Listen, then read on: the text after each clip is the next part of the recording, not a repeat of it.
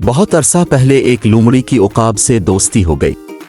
وہ ایک دوسرے کی صحبت سے لطف اندوز ہونے لگے اور روزانہ ملنے لگے۔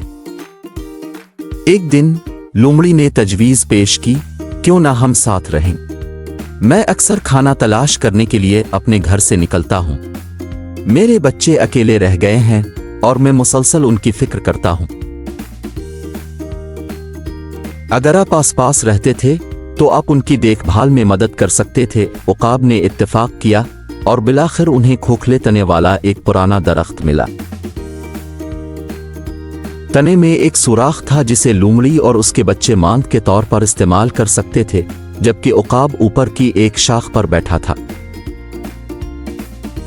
ایک دن لومڑی کی غیر موجودگی میں بھوکے چیل اور اس کے چوزوں نے لومڑی کے بچوں کو ممکنہ خوراک کے طور پر دیکھا۔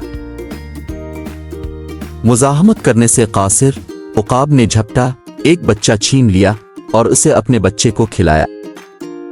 جب لومڑی واپس آئی اور اپنا بچہ غائب پایا تو اس نے بے چینی سے تلاش کیا، لیکن کوئی فائدہ نہیں ہوا۔ اس کی آنکھوں میں آنسو بھر آئے۔ عقاب نے افسوس کا اظہار کیا لیکن خاموش رہا۔ آنے والے دنوں میں یہ بھیانک انداز جاری رہا۔ جب بھی لومڑی شکار کے لیے نکلتی تھی، وہ ایک اور بچے کو لاپتہ پا کر واپس آتی تھی۔ عقاب پر اس کا شک اس وقت تک بڑھتا گیا جب تک اسے یقین نہ ہو گیا کہ عقاب اس کے تمام بچے کھا چکا ہے۔ اس کے باوجود وہ خاموش رہی اور آسمانوں پر اپنی قسمت پر افسوس کا اظہار کیا۔